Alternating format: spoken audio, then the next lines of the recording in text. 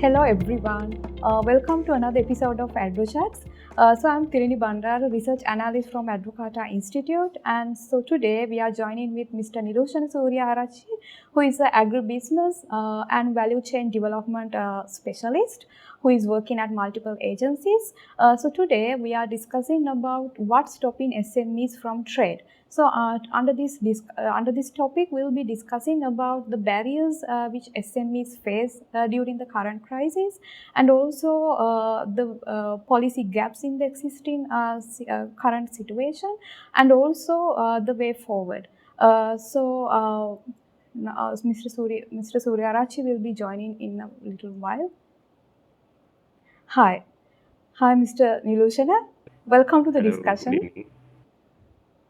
Yes, nice to have you in our discussion. So first of all, I would like to start our discussion with the importance of having SMEs in the economy. So as we all know, SMEs are comprises of over 75% of overall enterprises, and also they contribute for more than 20% of exports, and also they contribute for around 45% of employment generation, and also again they are contributing to 52% of overall GDP to the country.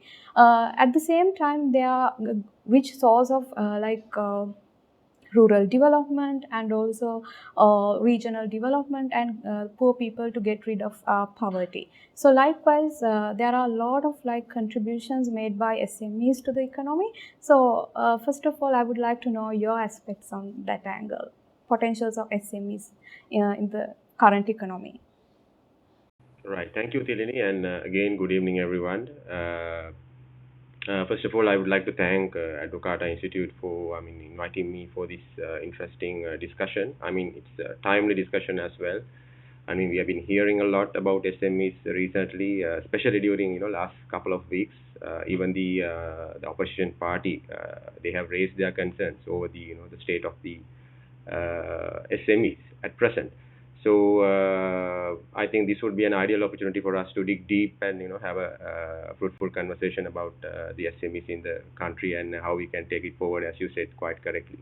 So coming back to your question, Thilini, so how SMEs contribute to the economy. So first, I would look at the rural areas of the country. So if you look at our population, Sri Lanka, so mostly, 81% of the population, they live in rural areas, right? So there are no, many large-scale companies, large-scale entities in those areas. So majority of the entities are SMEs. So if you, as you said quite correctly, 45% of our, the labor force, they work in SMEs. So SMEs directly impact on, reducing the unemployment rate and, giving this the platform for us to, generate employment within the country. And also connecting to the same point, also again it gives us a kind of a platform for us to regional development in the country. So we are talking about this disparity between rural and urban setup, and it's a kind of a buzzword as well. So it gives more avenue for us to look at how the income generation happens in the rural communities, and ultimately which would lead to alleviate poverty, as you said quite correctly, and also subsequent livelihood development as well. So bridging this rural-urban divide, so it is one of the key area when it comes to these SMEs and so how they act upon it, right? And again, thirdly, the export potential as well. So many of the SMEs, they are export oriented, right? So may you say garments, textiles, handicrafts, agro processing, and it can be services like IT as well. So if you look at our total exports as a pie, you see 20% of the revenue, it comes from SMEs, right? So it gives our entrepreneurs again a kind of a platform how they link to the international trade as well, and also which will bring the foreign exchange for us as well, which is very important at this moment, because since we are trying to build a reserve, because with the current issue with the foreign exchange, especially USD, so it builds the export competitiveness and also allow us to diversify the economy at the same time, right? And we all know SMEs are hubs for innovation as well. So mainly they are into if you compare, the large entities, SMEs are more agile and they are more flexible, right? So they don't have, many regulations and restrictions as such in, when it comes to the management like large entities. So they can easily, grab these market opportunities, right? Which will allow them to, foster more creativity and also innovation at the same time. Huh? So they will be able to, come up with more new products, services, and also, the technology as well. Since this, agility and the flexibility inherently lies within the system itself, right? Also, I would like to highlight about the supply chain linkages. Right? They are very, the integral part of the supply chain. Mostly they are suppliers, they can be subcontractors, right? Also, they can be service providers for large enterprises. So they do have this symbiotic relationship when it comes to supply chain with the, other supply chain or value chain actors. So it will provide them to, kind of, foster interfirm linkages and also collaboration, which would ultimately, provide this overall economic competitiveness accordingly. Not forgetting, one of the important aspect when it comes to SMEs is the social impact. Right? We all know mostly SMEs, some of them are women entrepreneurs. If you look at statistics, 27% out of, all the registered entities. I'm talking only about the registered entity. There are many informal entities as well. So they are woman-headed. Right? So we are talking about gender equality, right? Supporting marginalized communities. So this social impact is crucial, which is very much, linked with SMEs as well. So which promotes the inclusivity ultimately. So overall, as you said quite correctly, SMEs are, kind of a backbone of our economy. So it gives more opportunity for us to, expand our economy. So as you said quite correctly, so 52% of our GDP, right? It comprises of, the SMEs contribution. So we have more opportunities to, take this figure up as well. Yeah. Yes, as you very correctly mentioned, even though there's a contribution to the sector, to the economy, but we can grab more potentials out of them. But still, as we like evident from most of the research, so they are constrained by various barriers in terms of resource gaps, and also they are having limited access to capital, and at the same time they are having technology barriers and also regulatory and policy barriers and so on. So those barriers actually like hamper their growth and contribution to the economy. So what do you think about that angle? Yeah, very true, Thilini. So, as you said, there are many barriers at present, and also it was there in before as well. So, if you look at, the most prominent barrier is the access to finance. So, mostly we see, they struggle to secure credit from institutions, right? They have, even if you look at these lending organizations, they have very stringent requirements, right? So, even the SMEs, they don't have, the collateral like the bigger entities, right? And even with the high interest rates, so it hampers their abilities to invest in new equipment or even to expansion and also to innovate. So that is one of the key barrier when it comes to, SMEs operation, and also the business regulation environment, right? So which is very complex and sometimes can be very burdensome for, even for the new entrants and also the already running entities as well. So compliance with these numerous regulations, licensing requirement, and also the process is very bureaucratic sometimes, and time consuming, and also costly, and especially it can be confusing for entities like SMEs.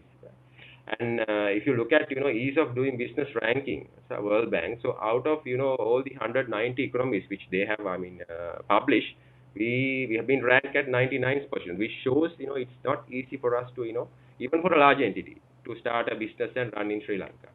So that is, one of the barrier when it comes to SMEs operation in Sri Lanka. And also we see, we don't have, adequate physical infrastructure as well, especially when it comes to transportation and energy, right? So which hinders the growth of the SMEs as well. Right? So we have seen last year, there were power outages and the utility bills, they went up like crazy. So all these factors affected, and many of the SMEs, they have, exited from the, their business operations because of this, the infrastructure issues surrounding their operation. And again, one of the most important factors when it comes to their operation is their human resources availability, right? And the skills of this human resource aspect. So they have this issue of, attracting skilled labor and retaining them especially, and they have to compete with the large entities as well. So if you look at the statistics, So the last year itself, we have seen 300,000 people have left Sri Lanka for foreign opportunities, and up to now this year itself, now it's almost 80,000 people have left. So these are the barriers. I mean, when it comes to human resources and skills, while they have this ongoing operation in SMEs, and one of the critical factors again is the market access, right? So they have to compete with the large entities when it comes to market, right? And the capabilities, they sometimes branding can be very weak, and the large players can dominate them, right? So these are very challenging when it comes to SMEs to gain visibilities and expand their customer base. So it's one of the critical factor when it comes to SMEs operation, right? And also the technology adoption. So you see, mostly the technology is within the large entities, but whether this a small, I mean, SMEs having these technologies is a question mark, right? So they don't have, I mean, the resources, knowledge, and so to integrate this technology, they will have to, I mean, compete with the larger players as well. So those are the, the main barriers when it comes to their, operation in Sri Lankan context. Yes, absolutely true, Mr. Nilushana. So when it comes to SME sector, they are constrained by lack of resources and also like technology barriers, as you very correctly mentioned, and also they have like lack of access to like capital in the sense, because most of the SMEs, they do have to provide a lot of things when getting loans from banks. So there are a lot of barriers when coming into the SME sector. And moving towards with these barriers, we have observed in recent past that most of the SMEs have been like moved away from the businesses. So research suggested like around 45 to 50% of business failures are there in the SME sector. And also when it comes to like the failures, most of the 20% of SMEs are moved away within 1 year. And also sometimes 45 to 50% of SMEs are moved away from businesses within the first 5 years. So that's how the statistics are there in terms of business failures. So what do you perceive as the reasons for this high rate of business failures in Sri Lankan context? Yeah, Thilini. So people only talk about, I mean, in the current economic crisis when it comes to this the dire state of SMEs at the moment. But in my opinion, it's not the case. I mean, it actually it's a kind of I mean, it's a process. It started with the constitutional coup back in 2018, right? And after that, East attack, and then followed up with the pandemic, and finally the economic crisis. So it's a series of events which triggered these issues with SMEs, and as you said quite correctly, most of them have went out from their business, as you said, right? So inflation rates, as you said, right? So high inflation rates and interest rates. So it used to be like 30%, and inflation went up to 70% as well, right? Even the entities who have obtained loans at 7% before, they sometimes maybe they were not aware. So maybe it's variable rate, right? So now again the interest rate has gone up, so they have to pay additional amount for banks when it comes to repayment also. So default rate is around 4% at the moment. And most, one of the the critical fact, alarming fact when it comes to this issue, the last, I mean, this year, the first 4 months itself, banks, they have seized more than 400 SMEs assets at the moment through the Parrot Execution Act, right? So this, I mean, creates uncertainty within the business environment, right? So which the players like small to medium players, they cannot survive within this structure. So they will not be able to expand their business, and also mostly they will exit from the business, and we will see very less or limited new entrants as well. On top of that, what I have noticed, when I'm working with these SMEs with my career also, so they do have this issue with lack of financial literacy as well. So mostly, other than banks, we are working with more than 2,000 microfinance institutions at the moment. So mostly these people go to these microfinancial institutes and get the loans at very higher rate also. So they do not have this awareness on the financial instrument, other financial instruments. So may not be popular, right, with them. So which leads to poor financial management. So ultimately, it will it's a kind of a series. So then they will do, inadequate accounting practices, cash flow management, budgeting. It's a series, and then financial financial instability automatically will occur within their setup itself. So ultimately result in business failure. So that is also very crucial element when it comes to these issues with especially failures and bankruptcy of SMEs. And also, as I said before, I still believe, the skilled labor, the unavailability of skilled labor also one of the key elements. So they do struggle to attract and retain skilled labor, as I said before. So mostly because of the competition from the larger companies, and also they are not in a situation to match those, packages which offer by, these large entities. So this can seriously impact their productivity and also innovation and overall business performance, which leads to, underperformance, and ultimately they will, exit from the setup. So those are the, three main factors which I observe as the, the main failures, and the, which would lead to bankruptcy eventually. Yes, absolutely true. Also, when we talking about the supply chain side, because SMEs are highly like associated with supply chains. So right now, with the current crisis as well as previous pandemic situation, global and local supply chains, those have been heavily interrupted, and kind of a lot of issues are there right now in the supply chain in terms of structural issues, as well as those supply chains are also highly vulnerable to various economic and climate related and various issues actually. So in that terms, what do you think about the impact of supply chain operations, or the impact of inefficiencies led in the supply chain, how that been affected for the SME's performance? Yes.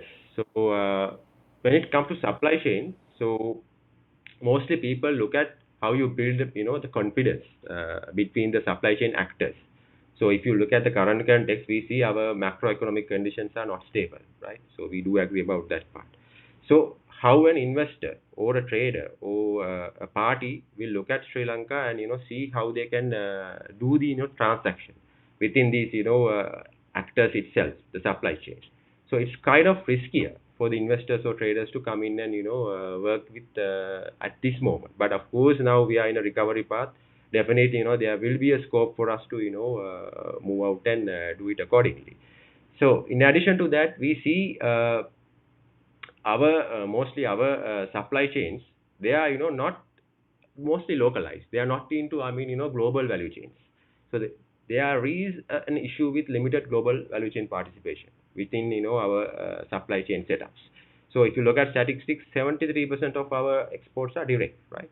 Comparing to, South Asia countries, which is 69, and even if you look at Southeast Asia, which is around 53, which is really good, right? So we are not, actively integrating into value chain, right? So we are not into component production, and we are, mostly we are exporting directly. So we have to think about that as well when it comes to value chain integration or the supply chain integration. So, and also the infrastructure limitations.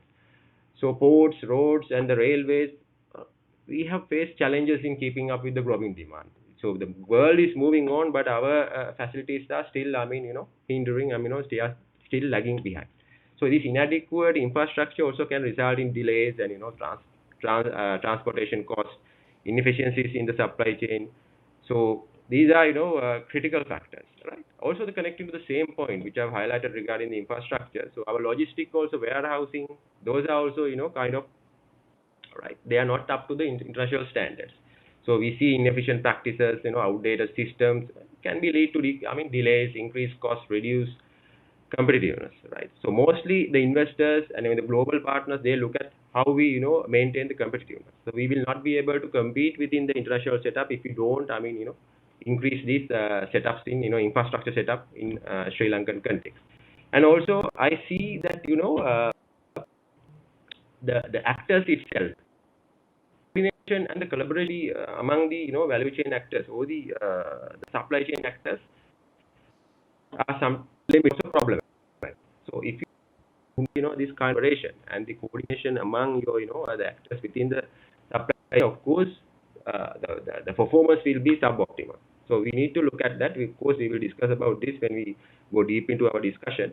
And as I said before, also the technology adaptation into our value chains. In the we talk about automation, robotics, digitalization of supply chain Are we there? I mean, are we up to that level? So it's a question mark again. It's relatively low in Sri Lanka, but we are of course picking up, but there's more room for us to grow and integrate technology, and then of course we will be able to hinder these efficiencies. I mean, improve the efficiency of the value chain accordingly, which would ultimately have a better responsiveness to global demand. Yes, that makes sense actually. We need to like focus more on how to increase the efficiency of the supply chain and allow SMEs to like operate more smoothly in the businesses. Also, just a following question on how we can assure the long-term viability or sustainability of this supply chain, because they are highly vulnerable to various shocks actually. So how we can assure that aspect? Yeah. So, if I talk about, I mean, agriculture as a supply chain, right? Uh, which is, one of the key area when it comes to, SMEs as well, because most of the SMEs are part of agriculture, right? So, mostly what I noticed with my, I've been involved with agriculture value chains a long time, and then more than 8 to 9 years. So what I've noticed, they do have these, issues with access to finance, access to technology, right? Market, and also especially the information. Those are the four, I mean, critical areas when it comes to agriculture value chain, which we should look at, I mean, in a serious manner. And as I said also before, the lack of coordination also among these supply chain actors, right? So we are talking mostly about the supply chain, but we are sometimes, ignoring the value chain, right? So if it is a, kind of a value chain, we will have, this cross-way communication as well, right? The market information will be there, so the farmers will be very much aware about it, right? So demand versus supply, especially when it comes to the farmers, right? So they of course do the production according to the demand. So if you do not have this correct information within the if they don't get it, so of course, for an example, as a set of farmers, they will of course grow and only one crop, right? And then the production will be higher, and there will be more gluts in the market, and they will not be able to fetch a good price for their product, right? So then of course they will go to the street and protest, right? So this is again lack of coordination among the actors, and the passing, I mean, the information asymmetry as well, right? And again the infrastructure, right? So we do not have, I mean, although the private sector is having these cold chains, they are managing it well, storage facilities, but do whether the SMEs are engaged with this kind of infrastructure, do they have the facilities? These are again question marks. So if you look at our post harvest losses, especially for, I mean, the perishable cost, the post harvest losses, I mean, I mean, it's calculated 20 billion per annum, right? 30 to 40% of the the national production is wasted because of this lack of infrastructure support. Okay, and also the access to technology, as I said. So it will hamper their ability to invest in the equipment, and also the machinery, and also the quality inputs, right? It should improve the productivity and reduce the post-harvest losses. So they will have to think about the technology incorporation, as I said before. And most critically, I'm highlighting this again and again, the access to market. So we are talking about middlemen and multiple intermediaries, right? So then it will increase transaction costs and also reduce returns to farmers as well, right? But I'm not saying we should ignore the middleman fully, but of course they should be regulated within the supply chain. So if you do regulate, of course, then the supply chain will be, I mean, managed properly, and the farmers will have more direct access to market, and then they can control the the price volatility as well when it comes to consumer end as well. And other critical element is the value addition. So do we usually mostly try to sell raw material itself. Can we value add? I mean, when you value add, of course, you can look at those niche markets, and you can get more profits out of it. And of course, you can diversify income. But unfortunately, SMEs are mostly driven through limited value addition, which should be, I mean enhanced through providing more support like processing facilities and other related infrastructure accordingly. Yes, absolutely true. Also, I believe that government has a big role to play in this scenario, because government and also the relevant other stakeholders should play in one-to-one in hand to make a more conducive environment for SMEs especially. So in policy angle also, still there's lack of policies still targeting SMEs right now. So what sort of gaps you also kind of identified in existing policy framework in terms of targeting SMEs? Yeah. So again, I will look at agriculture because that's one of my expertise area. So if you look at, the current issue with fertilizer ban, right, chemical fertilizer ban. So it created a huge issue, right? So ultimately, if you want to save foreign exchange, that was the, ultimate objective of the government. But ultimately, we had to pay more than what we have spent before for importing fertilizer for our stable crops like rice importation. So why it's happened now? Although it's corrected, it's been corrected, and now the recent government, of course, they have started importing, but damage has been already done. So now you see our crop production, it's affected 30 to 40% crop loss during last season, last two seasons. So it's just we Sri Lanka, we do have the season based production, right? So timely availability of this critical inputs very important. So if you do not have that, even if you provide it now, even now, the government is providing at the moment, but even if it is late, you will not be able to sustain, right? So these type of inconsistent and ad hoc policy implementation, of course, definitely impact on SMEs, because most of these raw materials goes to SMEs within the rural setup, and then of course they do certain value addition or primary processing, and of course then they do send it to market itself. So and also import control, right? Sometime you ad hocly impose taxes, right, especially during the harvesting season. For an example, let's say a potato. So you as a potato farmers, if during the harvesting season, if government relax the tax for potato imports, of course then market will have foreign a lot of potatoes from outside countries, then they will not be able to get a good price. So we should think about these type of the policy issues when it comes to maintaining SMEs sustainability, right? And also I can give another example: wheat import, right? So rice millers are there. So some of the rice millers, they are into more value added products as well. So they want to promote rice based product as an alternative for wheat, right? But if you even during when they are doing it in a sustainable manner, if you import more wheat, the country, of course, still the preferable thing is wheat, right? So wheat based product, you will not be able to promote your rice based value addition. So this lack of transparency in taxing also it severely affects SMEs when it comes to their operation in the long run. Yes, absolutely true. So, moving forward, I would like to bring examples from other economies as well, how other countries have adopted and focused on devising their policies targeting SMEs. So, if I get an example from Vietnam government, so Vietnam government has implemented a SME development law in 2017, which is targeting the development of SME sector. So, that law has enabled a legal framework for SMEs to operate in a more easy way, and at the same time, government also has implemented various programs encouraging SMEs to involve in trade, and also more entrance, more encouraging more entrance to the businesses. Also, at the same time, Vietnamese government has introduced sort of incubation hubs for SMEs to involve in trade, and they facilitate SMEs in providing mentoring and also providing advices on legal aspects, and also providing awareness on technology adoption and sort of stuff.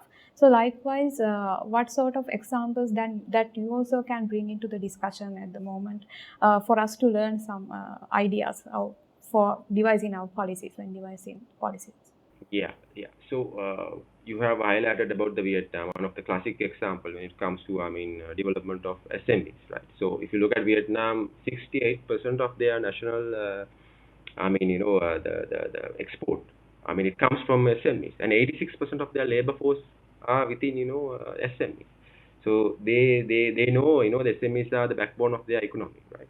And on top of what you have mentioned, so they do have, I mean, kind of an entity called, Agency for Enterprise Development, which is called AED, and also assistance centers, right? Three assistance centers in their main cities to support these, SMEs, to groom them. They can easily go there and, get all the services within one place itself, right?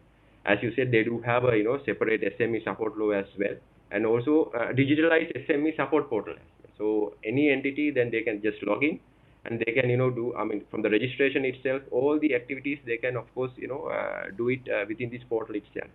In Sri Lanka also, we have, enterprise development, but the question mark whether, they do have that convenience when it comes to operation within the SMEs. And other example is again Malaysia. Malaysia is, I mean, more prominent, and 99% of their entities are SMEs, right? Mostly 5% of their labor force are engaged in the SMEs. So if I give you another, in Malaysia, in the context of Malaysia, they have, I mean, recently they have started PEN, which is National Economic Recovery Program, right? So they have, I mean, provided with the program itself after the pandemic. So they have, I mean, provided a lot of interest subsidies, right? They have, I mean, eased a lot of import and export taxes, specifically focused on the SMEs itself. They have given tax incentives, even the government grants to, I mean, their SMEs. So, and also digitalization. So all the business procedure is digitalized. So which is, very convenient for any, I mean, SME to work on, right? And also, as you said, the startup incubator programs. Those are very critical. And in Sri Lanka also, we are coming up, these kind of things, especially incubator programs. But still, we are, lagging behind. So we need to, I mean, come up to that level when it comes to, I mean, supporting our SMEs accordingly.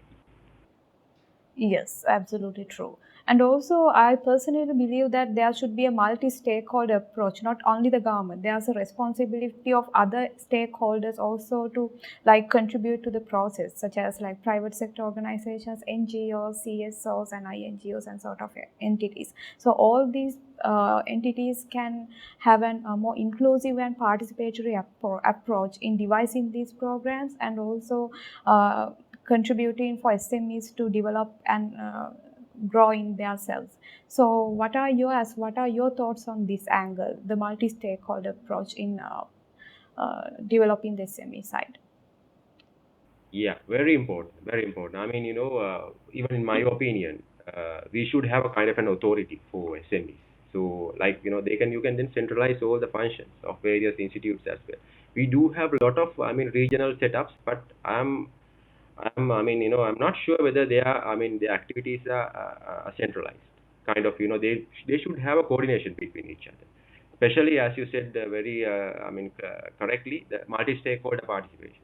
So then they can, of course, leverage government resource, and also private sector can also involve, and service.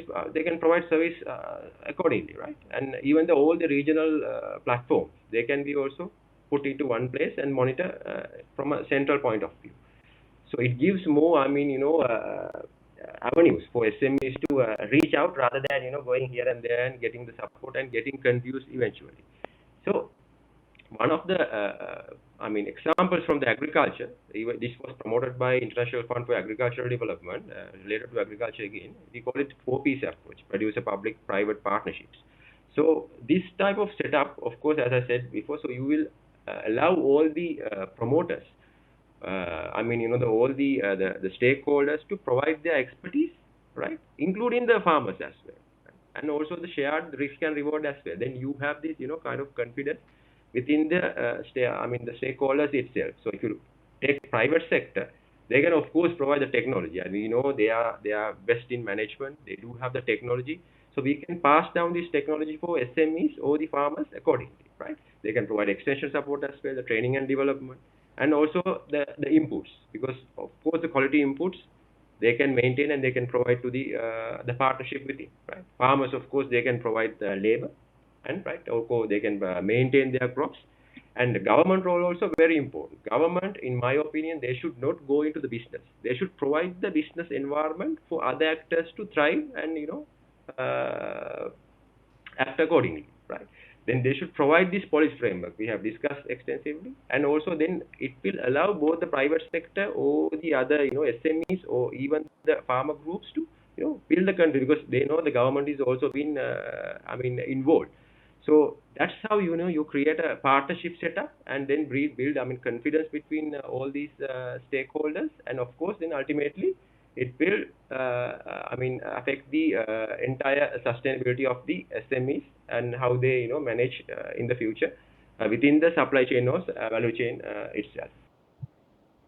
Yes, absolutely true. There's a big role in every stakeholder in the process to make a conducive environment for SMEs and also allow SMEs to grow actually in the trade, operate in the trade in very efficient manner. With this, I think like we had a very fruitful discussion on the barriers which SMEs face and also the structural and economic issues in the supply chain which hamper their growth, and also at the same time the barrier gaps in the policy framework and how we can move forward with lucrative solutions from how other countries also have adopted these solutions and learnings from other countries and so on. So I hope that this brings to end of our discussion today.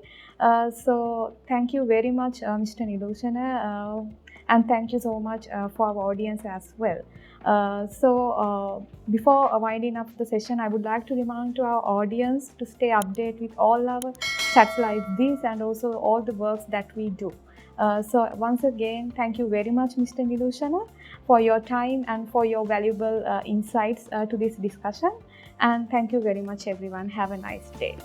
If you are interested in seeing more content like this, don't forget to like, subscribe, and follow Advocata on all social media platforms to never miss out on our latest content. Consider supporting Advocata by becoming an individual subscriber. Gain access to our weekday media monitoring of economic news, exclusive Advocata events, and more. To learn more, visit us at support.advocata.org.